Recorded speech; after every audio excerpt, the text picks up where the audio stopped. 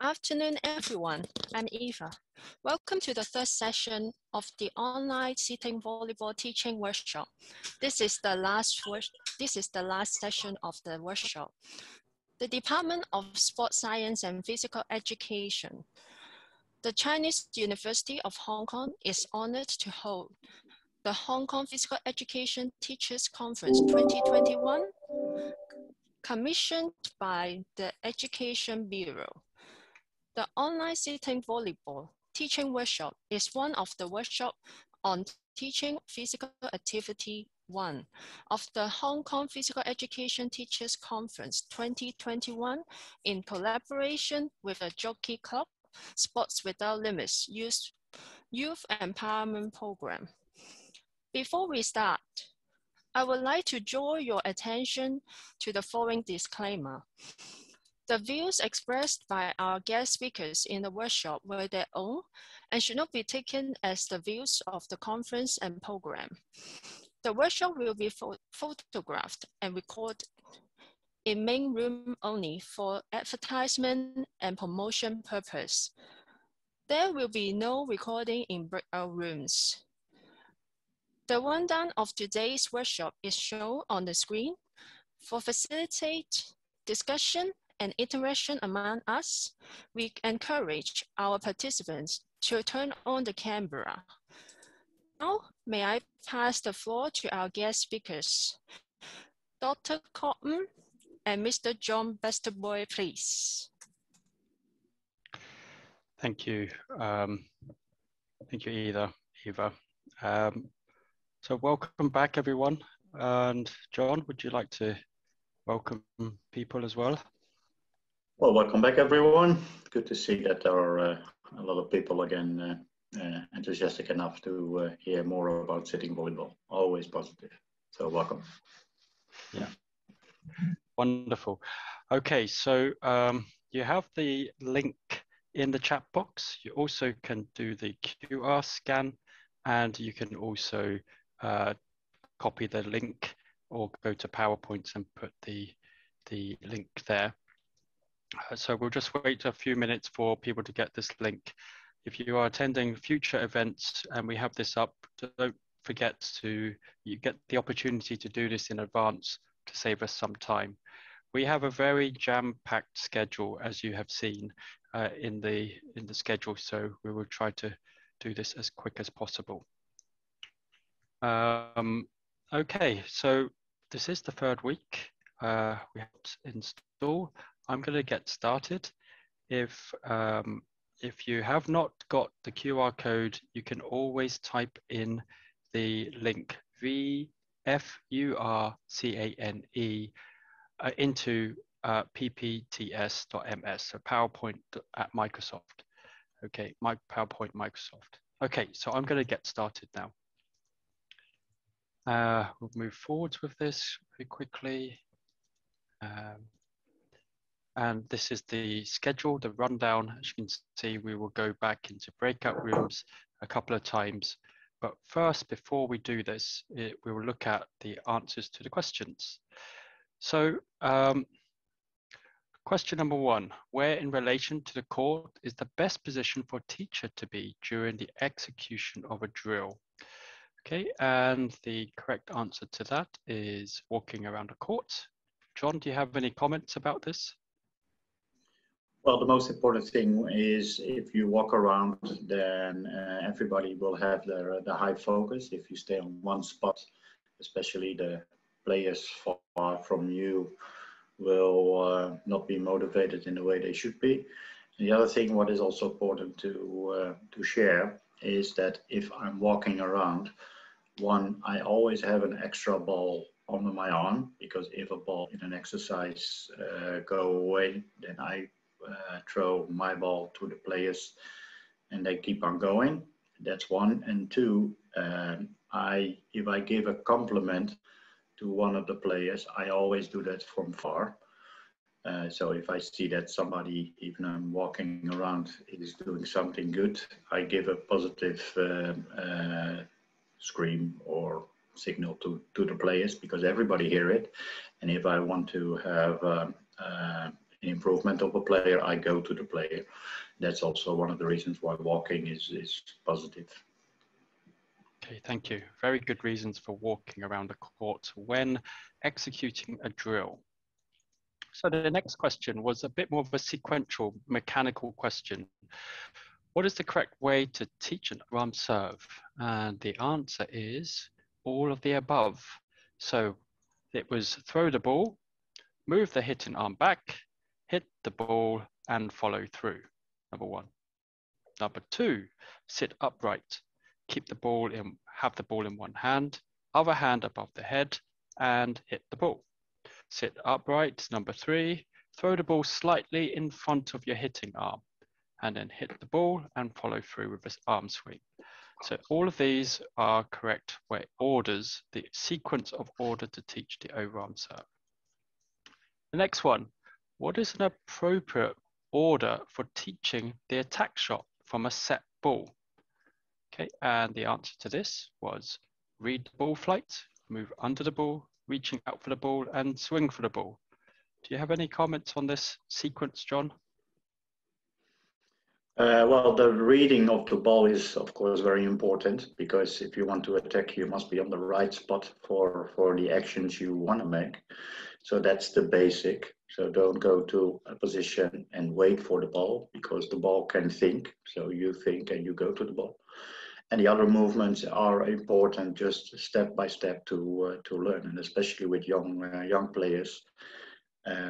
If they're looking from an attack, the only thing they want to do is hit the ball as hard as possible, because that's the fun factor. But it should be more important that they use the right technique.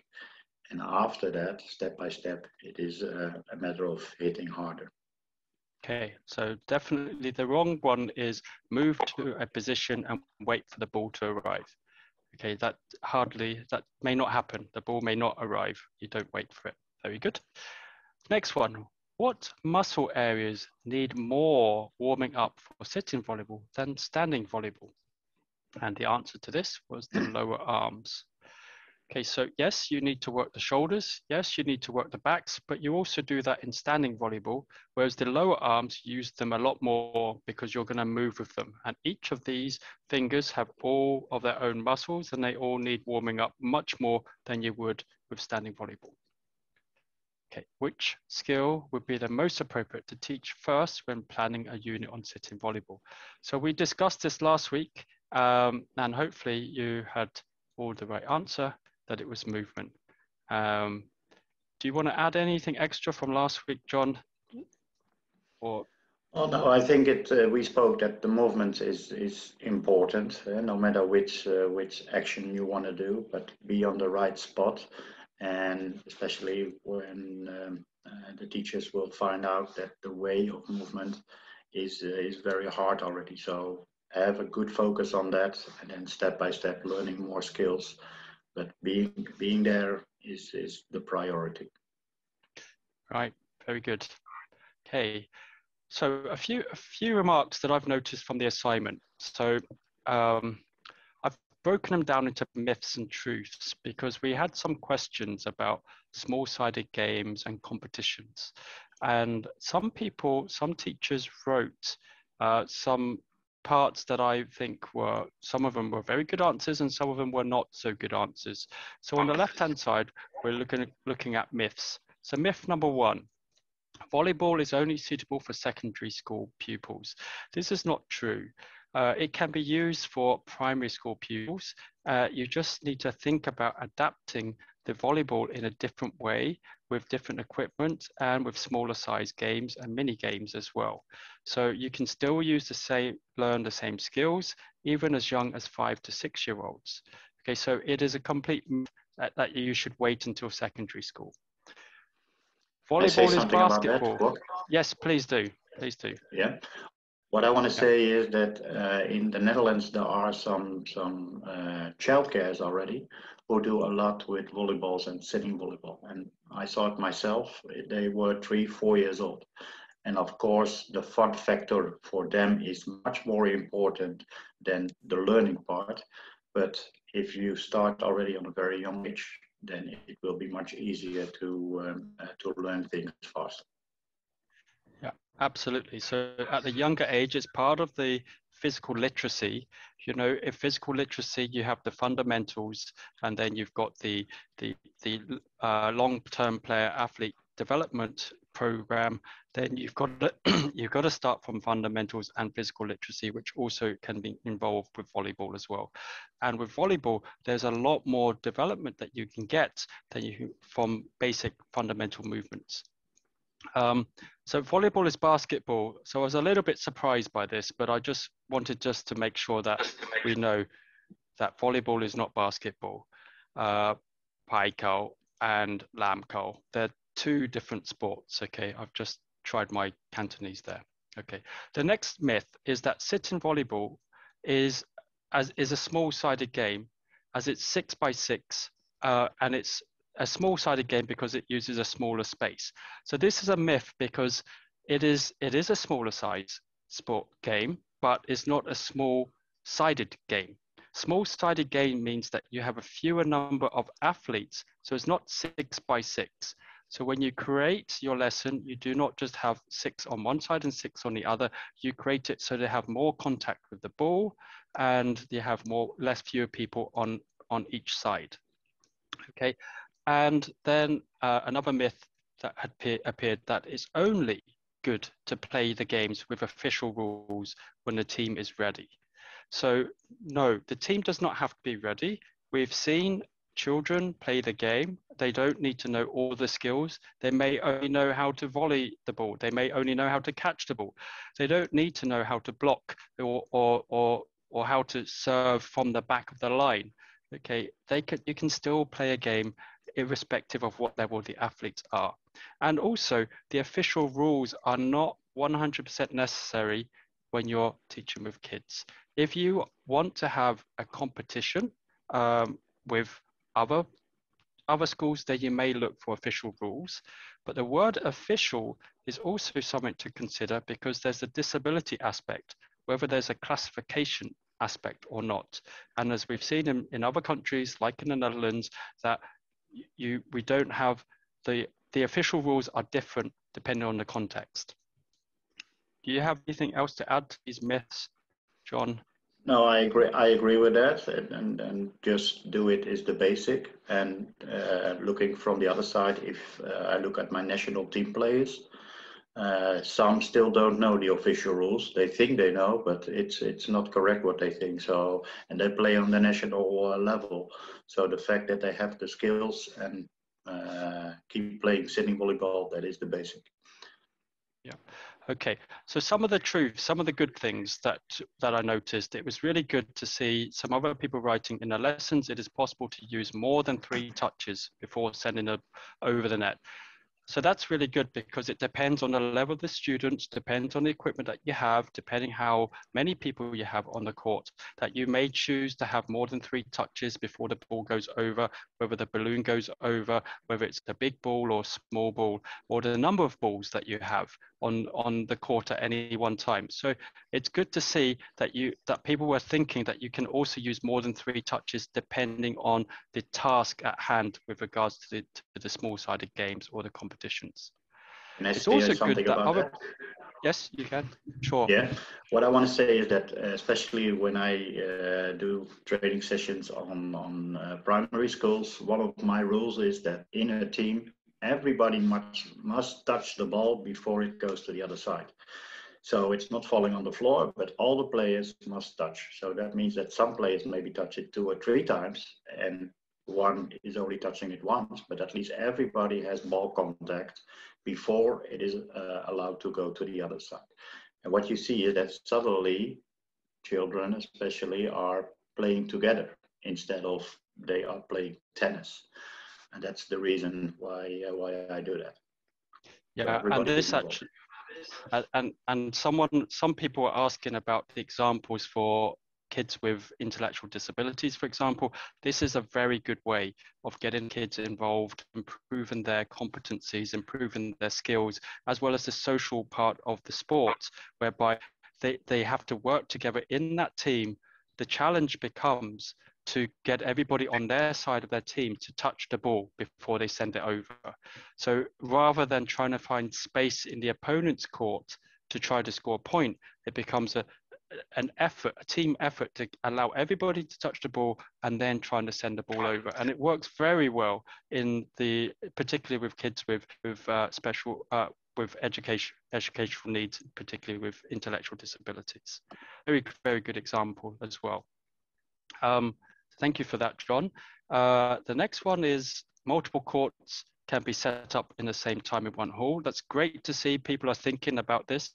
Where we have small-sided games, you want to have more people playing at the same time, but then there's the court issue. It's not like basketball where you only have 2 baskets in a hall.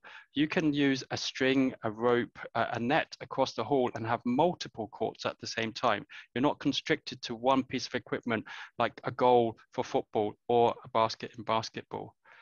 So that's great to see teachers are writing that as well. It also was really good to see teachers are writing that mini games can be for competitions as well for all pupils, and depending on the level of the pupils, you may have some pupils that had more complex needs or may not be as competent with regards to ball, hand-eye coordination. So their types of games would be of a different sort from the ones that may have more advanced skills, that may want to be able to hit the ball and you know, play a longer rally.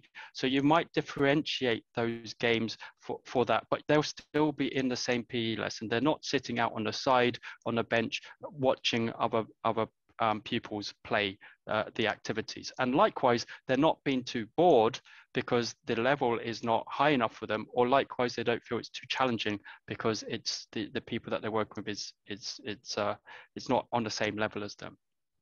And lastly, one other great thing that I sort of noticed was that people were talking about it being friendly, and fun competitions are great for motivation. So I like the idea to see people were looking at the opportunities to set up competitions in one way or another, to have that as a motivation factor.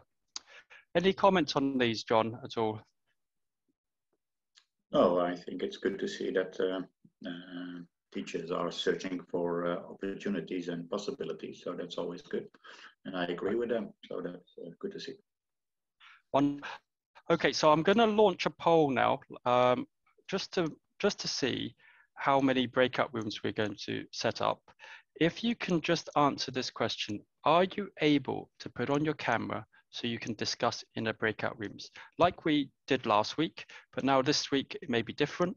So if you can just answer the question, and then we can arrange the breakout rooms, which we will do very shortly. While you're doing that, are there any updates? John, do you want to maybe talk about the Paralympic qualifiers or something like that? Because I forgot to mention that last week. Yeah, correct. We did. Last week there was the last qualification for the Paralympics in Tokyo, and that was for the men competition.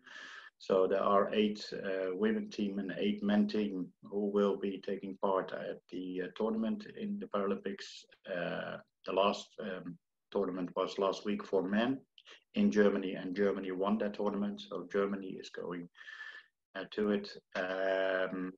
What we see in that kind of qualification is that from every zone, Africa, Asia, Europe, and Pan Am, the champion is going.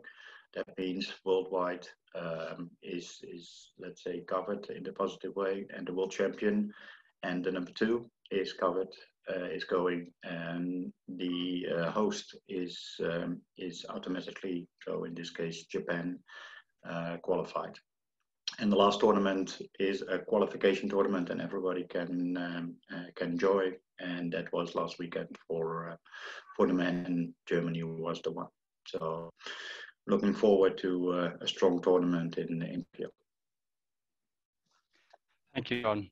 Right, very exciting game. Okay, I'm going to end the polling. Thank you very much. We are now going to go to the next part, whereby we will have breakout rooms. Oh, one more thing before we do this. I forgot to mention, I added this in. Some people were also, this was to do with your hall design. A lot of sports halls have badminton courts. And what you see on the left-hand side is a badminton court and the dimensions. And if you look at the dimensions, it's very useful for sitting volleyball. And what you do basically is if you use the badminton court and you look at the doubles line, so it's the black line, and if you go inside the doubles black line, like we have in this area here, then that is 6 meters, because it's 6 meters and 10 and it's 40 centimeters. So it's 80 centimeters. So if you go to the inside line of the badminton court. So that's what you can do for the sidelines on a competition badminton court. And you just take 80 centimeters from the long service line for doubles inside, and that becomes the back line. It can be a meter. It doesn't have to be exact for training purposes or for your own purpose at all. So these are very common to have. So you have an idea, and the students, the pupils have an idea of how wide is 6 meters and how long is 5 meters by 5 meters. Okay, so just before we do that, I've got one more thing to share with you as well. If you want further links, there's the World Power Volley website to have a look at. There is this resource set for teaching basic volleyball, and it's called Volley Slide. And you had this in the resource set before. And then, of course, you are in the Power Volley Asia Oceania region, the zone. So feel free to look at their website. I've put a picture of my book here, which has got some of the materials that we have covered already. It's well worthwhile to read if you're interested in the school aspect, in terms of the competition aspect, and in terms of the history aspect of it as well. So I wasn't going to promote this book, but by the looks of the answers, I thought maybe I'll highlight this as a place for you to look at this. That's all I'm going to say on that matter right now. Okay,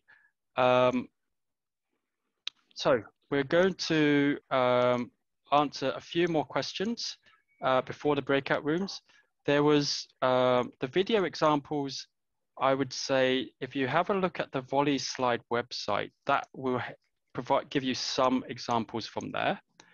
You can also find some from YouTube as well, in addition to the PowerPoints that we provided. How to referee a game in physical education? What do you look at for lifting and scores, etc.? So I think it depends on the purpose for physical education. If you want to have fun, then we don't have to be so worried about lifting unless if it's really like they're standing up. And in terms of scores, typically they should be playing to 25 points in the full competition game, but you can play the scores to what you want to play, depending how much time you have, depending how much you want to develop, depending how much you want to change the teams around. So you can also decide whether they're allowed to have like 3 touches, 5 touches, if they have to play to make sure everybody touches the ball first before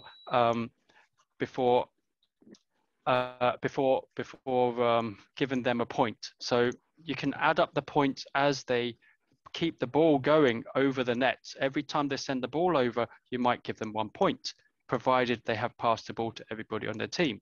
And if they get the ball down on the other side of the net, again, you might give them another point because they've now scored a point, but they've also got a bonus point by meeting the objective of.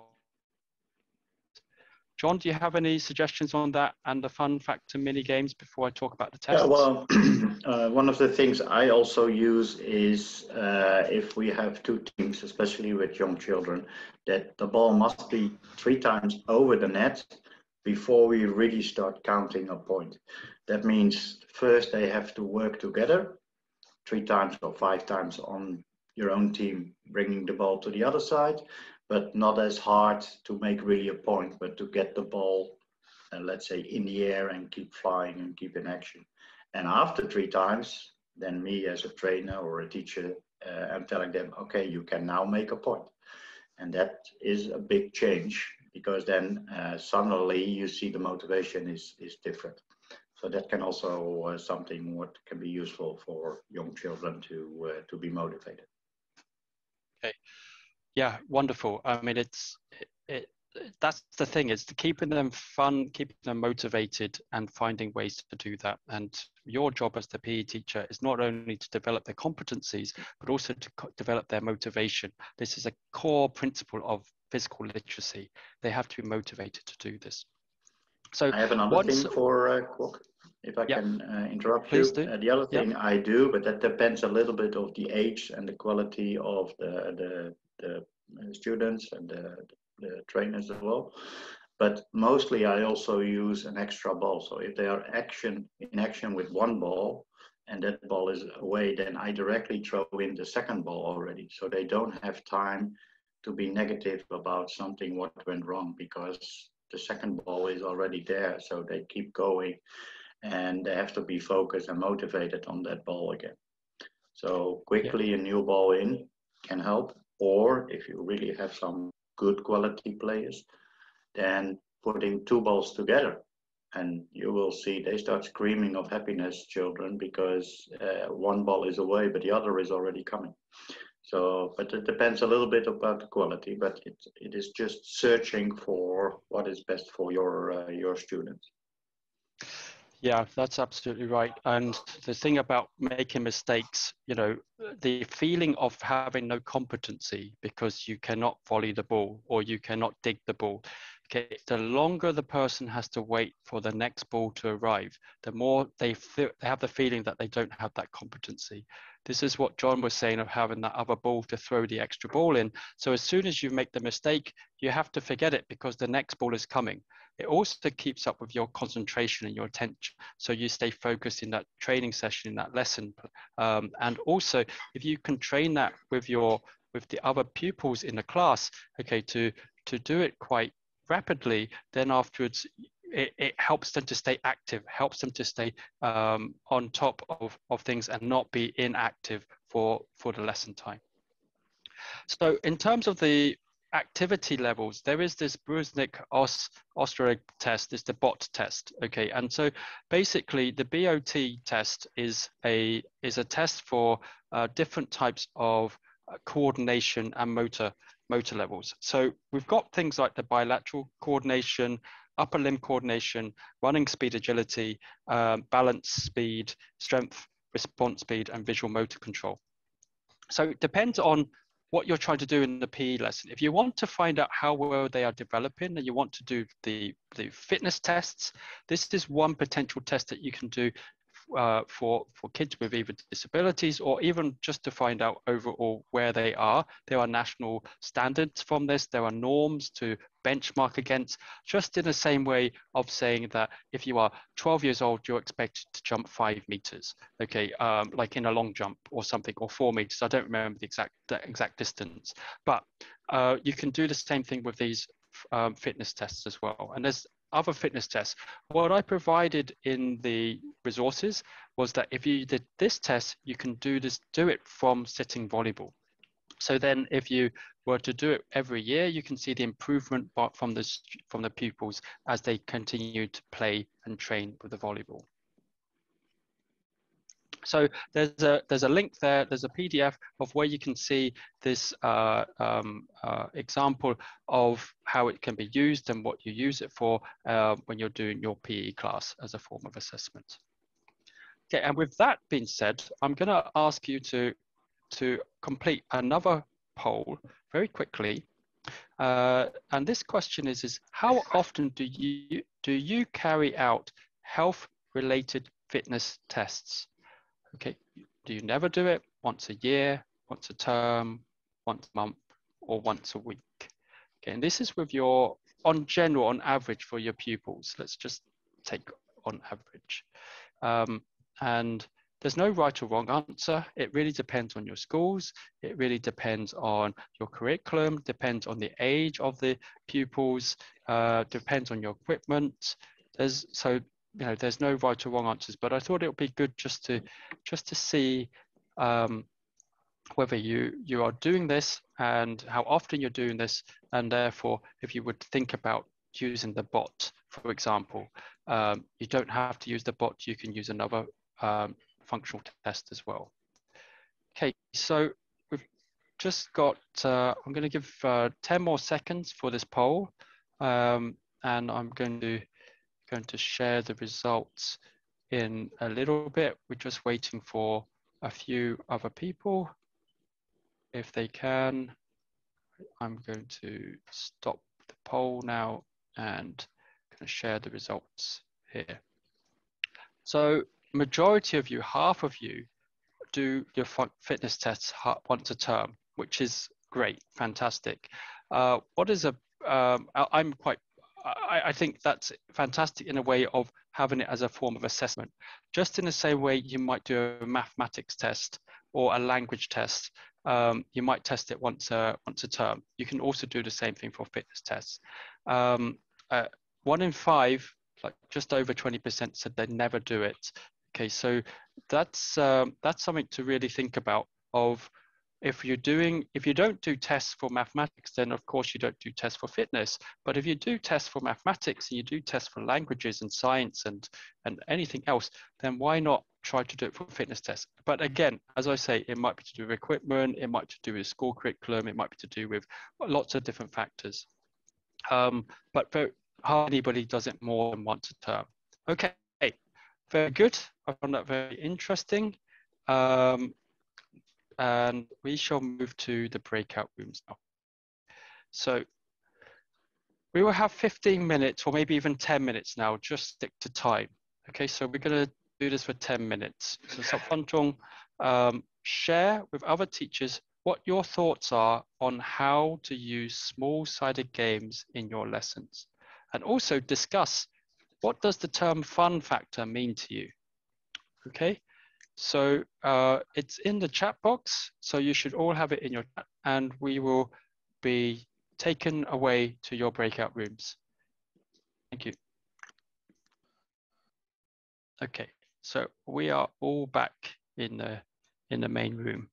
That was a very quick 10 minutes, but yes, it's had some very nice discussions in my group.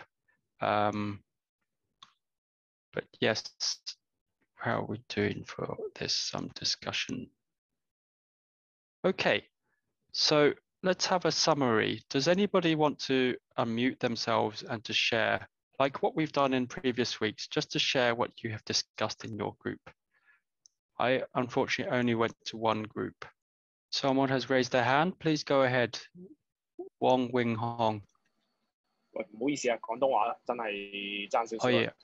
可以可以咁嗱，咁因為我唔係做殘障嗰邊嘅特殊學校嘅，我主要做係 behavioural 同埋 emotional。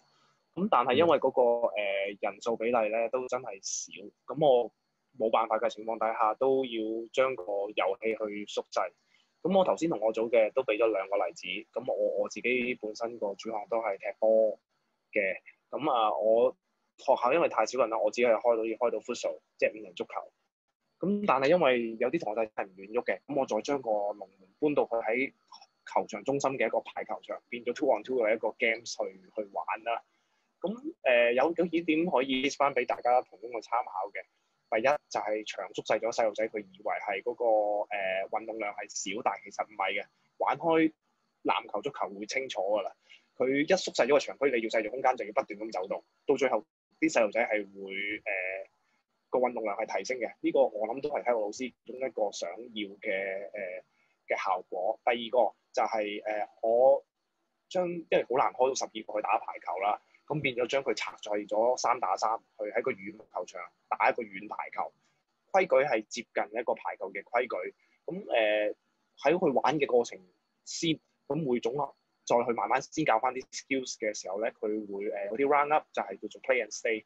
細路仔佢會享受完個比賽，慢慢先教佢去點樣可以打好啲個 skills 嘅時候，佢哋反而會上心嘅。咁因為我哋嗰組有2個係輕度嘅智障嘅學校啦。咁我哋都俾咗一啲幾好嘅serve diversity 嘅嘢俾我，就係譬如將個場嘅縮細啦，唔同嘅學生佢俾啲特定嘅 tasking 啦，容許規矩上嘅改變啦，場地上嘅改變啦，又或者個波嘅大細嘅改變。咁我俾好多樣就係個 scoring system， 譬如我去踢波，有啲同學仔比較弱嘅，會唔會佢入波係擺高啲個 rating 咧？可能人哋入1分，佢入2分或者變咗3分。咁令到成隊或者隊仔嘅活動咧，佢會多好多協作嘅元素，唔係淨係贏輸嗰部分，而係協作地去贏輸嗰部分。我諗係體育老師或者係其他唔同嘅team games 咧，期望達到嘅一啲結果。咁我哋 so far 就係討論咗呢啲嘢啦。Eva, would you like to do a quick translation for John? You're laughing behind the mask. Sorry, I was doing something else. I missed. Okay, so my understanding of this, very briefly, I'll try to be quick. It was the difference in the sided game, right?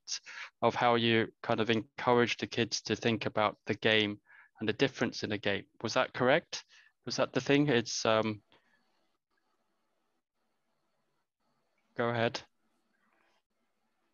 Maybe we change the scoring system, the venue, the ball, and any rules within the games, in order to make the student enjoy and engage the game. This is the first purpose. And the other elements we want to let them understand is the cooperative, because team game, maybe sitting volleyball as well, they need to how to cooperate with others in order to win the game. But the first priority is cooperate. So we may change, we may set up different tasks, maybe mini games, maybe side games, to let them have a good relationship to cooperative in the playing the sitting volleyball. Yeah. Hey, your English is very good, but it's good that you spoke it in both languages. I completely agree with what you're saying. John, now you've got the comment. And what I hear was that the cooperation is important with the team and with the players, and the better the cooperation with each other, the higher the fun factor. So I agree with that. Yeah, very good, very good. And it's very good to hear the kind of school that you're at. It's a different kind of school with compared with some of the other schools, so it's very useful. Okay, so let's move on to the. Is that okay? Are we? Because that was a very good example. We shall move on to the next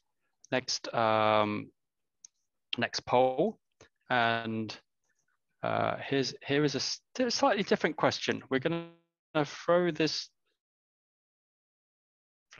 Okay, it is, where would be the best place for a teacher to stand when the pupils are playing a game? Okay, so to be at the net, to be at the side of the court, to be at the back of the court, or to be walking around the court. So the pupils are now playing a game. They are not just doing a drill. Where do you think is the best place for the teacher to stand? And I'll give you a few, just half a minute to answer this. To be at the net, to be on the side of the court, to be at the back of the court, or to be walking around the court. Okay, last few seconds, and we'll show you the results. Get your votes in. Okay, all right, I'm gonna end the poll in 5, 4, 3, 2, 1, and we're gonna end the poll. I'm going to share the results, and I would like to ask John to comment on this. Okay. If you play a game, because that's it, it's not an exercise. So walking around will be hard because it's not allowed with a game officially to go to the other side. And if there is no referee, then being the referee means you can see both, so that can be an option. But if you are there as a teacher / a coach, then being on the side is the place where you officially should stand. So that's the place where a coach is standing. So if there is a referee, then at the side of the court is the place. Yes, okay. And if there's no referee, then the next place would be? Yeah, then it's on the net as the referee, because then you can see both. And to make it a little bit harder at the moment, if you are going on national level, then coaches always are at the back to watch another team, because then they see all kinds of constructions, but that's not important for now. So at the back is also possible for mostly video recording and stuff like that.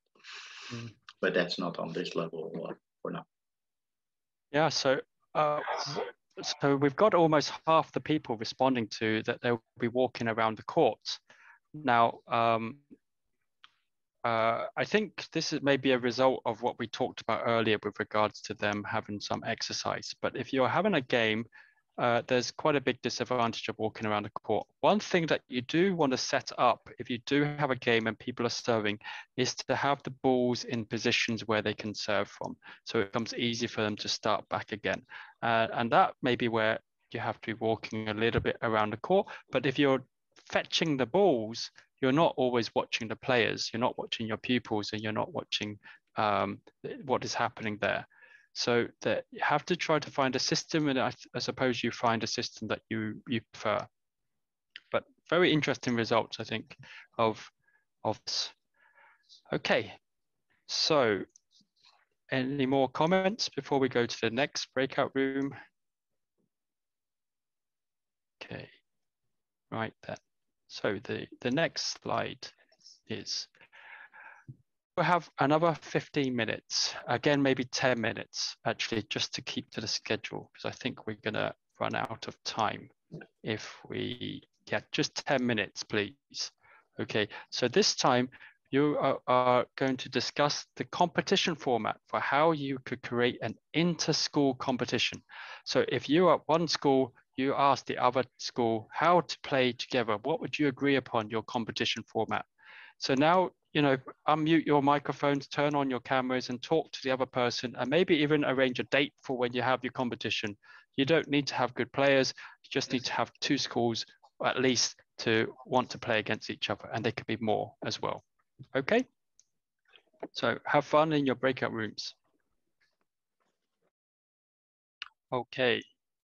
So is everybody back? I think so. Yeah, okay. So we were supposed to talk a little bit about competition formats. Would anybody like to raise their hand and to share what you've discussed in your group?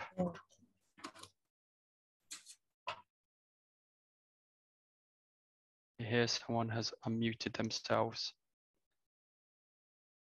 Who would like to speak? In the room I was in, we had a very nice discussion there about the size and the number of team members. So who from that group wants to speak? Hello. Can Hello. you hear me? Yes. In our group discussion, we have a totally different ideas about the number of players in the game. For one side, we suggest it should be as minimum number of players as possible because it is easier to control the game. And the other side opinion, we think it should be include more people, such as 10 versus 10, because it can help to promote sitting volleyball and let more people, more students to know and join to compete each other with different schools.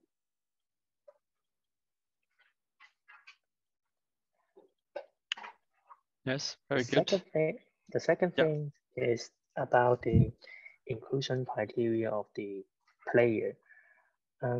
If it is 10 versus 10 students, one team should be include a specific number of players with specific condition so that it can enhance the fairness of the game.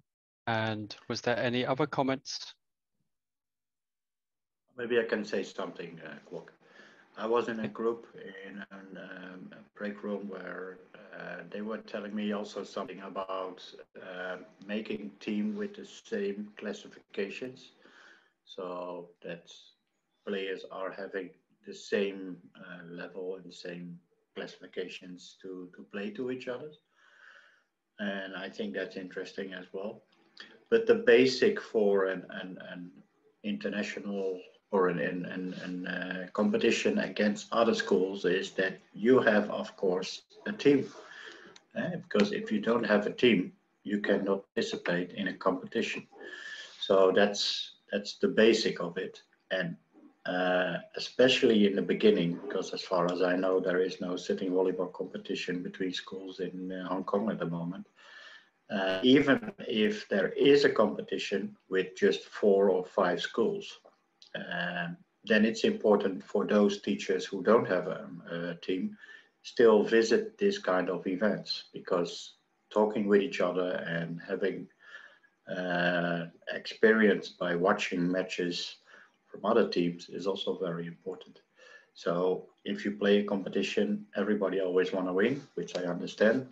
But if you have to start, it's more important that there is a follow-up.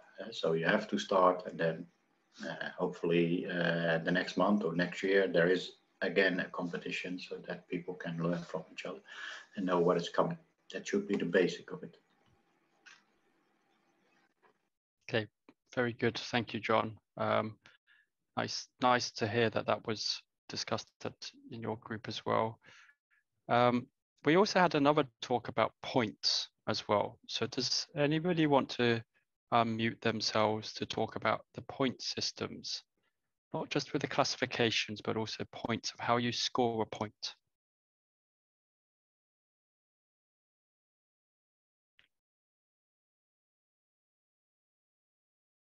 Who wants to talk about the points?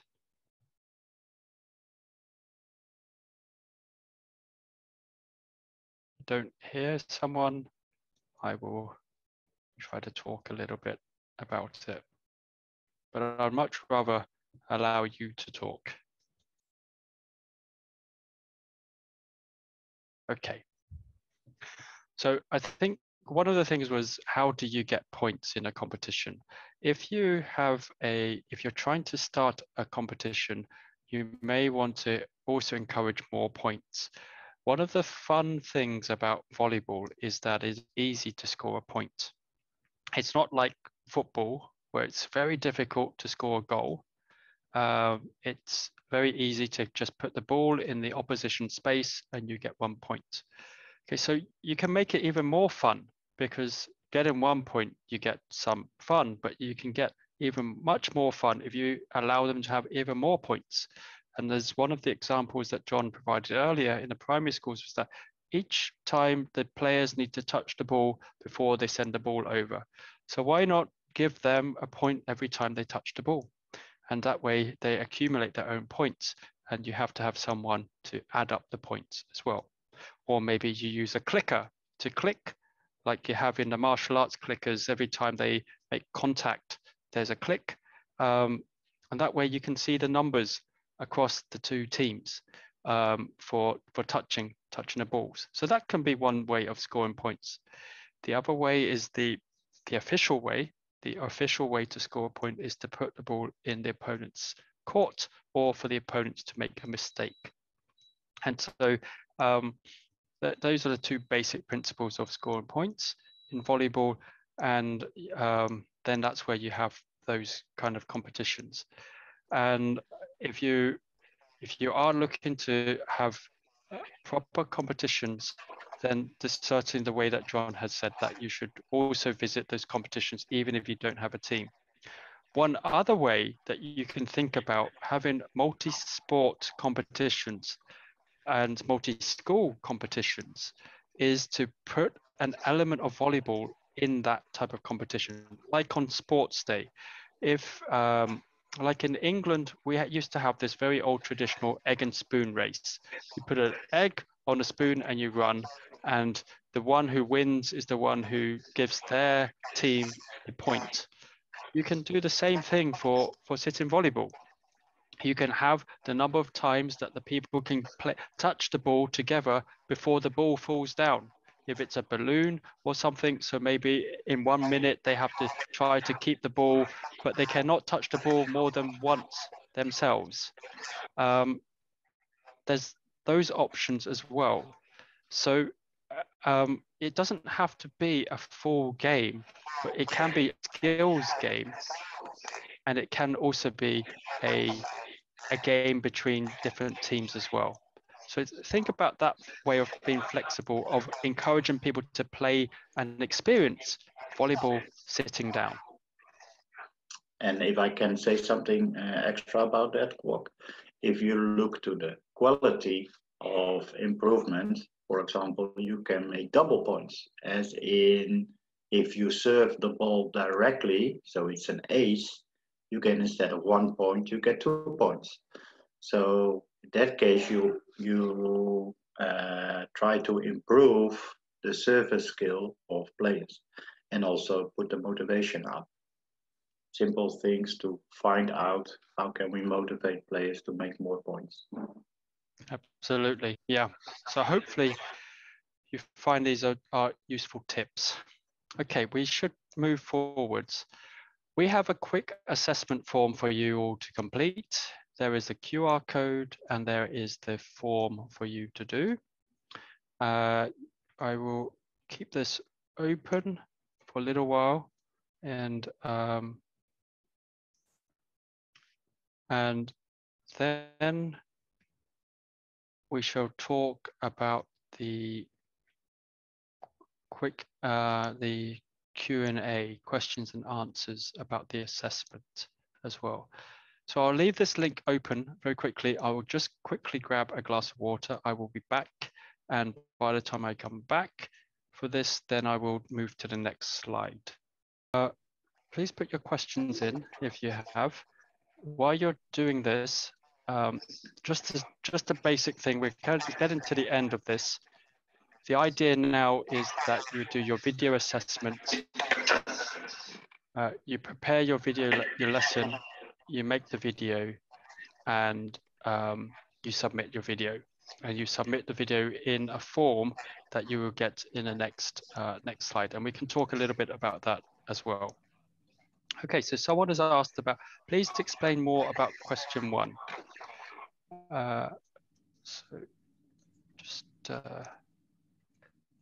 So question number 1 is, when players find it difficult to play a volley shot with a high ball, which method would you use?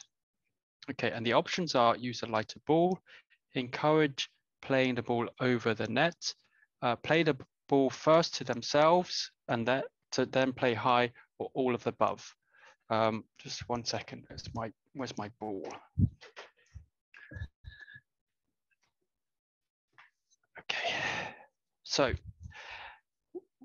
this question is, when players have difficulty with a volley shot to play with a high ball, to play it very high, so the ball goes very high, okay, what method as a teacher would you use? To use a lighter ball, to encourage playing the ball over the net, so you raise the net, so if they only usually play the ball this high, if you put the net like the same height of this frame, then they have to put the ball above the height of that frame, or play the ball first, then play the ball high, so the ball comes, they play themselves, then they play the ball high, or all of the above. Okay, so the correct answer was, well, you all know the correct answer, but the idea is to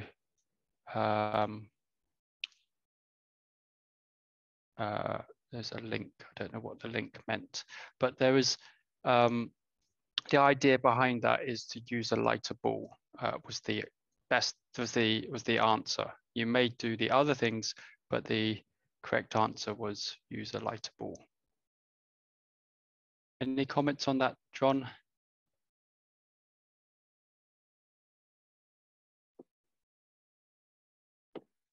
I agree with that.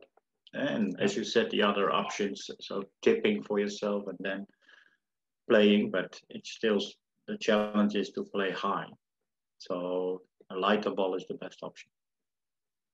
Yes, hopefully that's answered your question. So teachers who wanted some explanation on question number 1.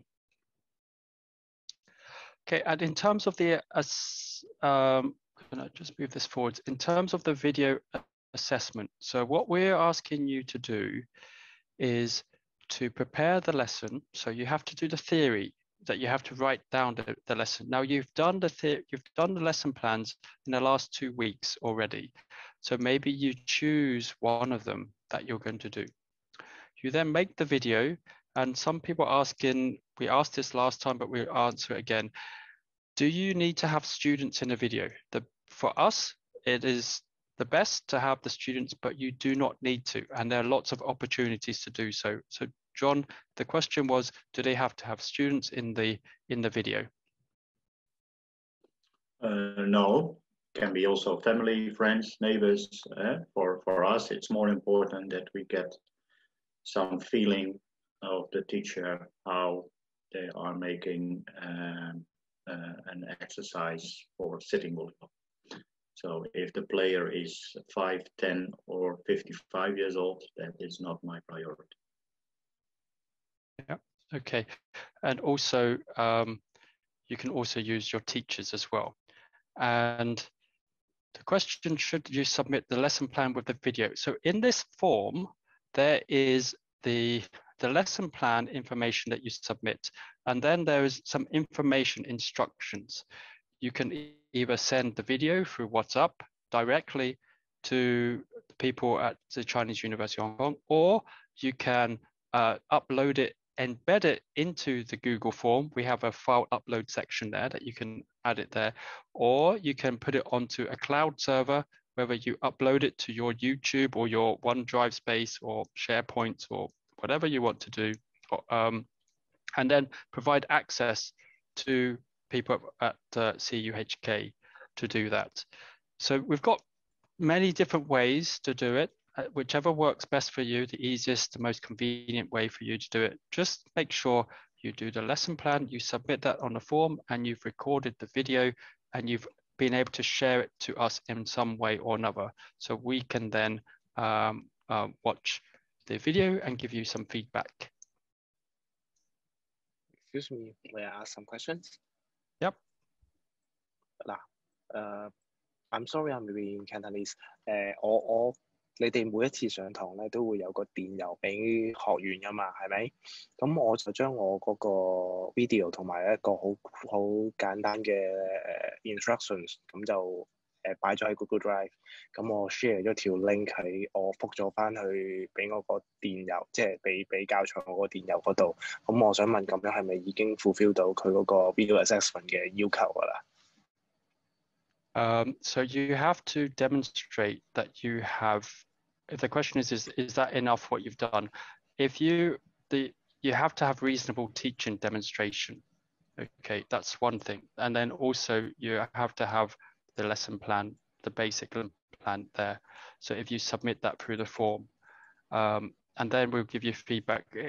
I can't imagine anybody failing, but just to make sure that, that your lesson plan makes sense and that you demonstrated that you have done this.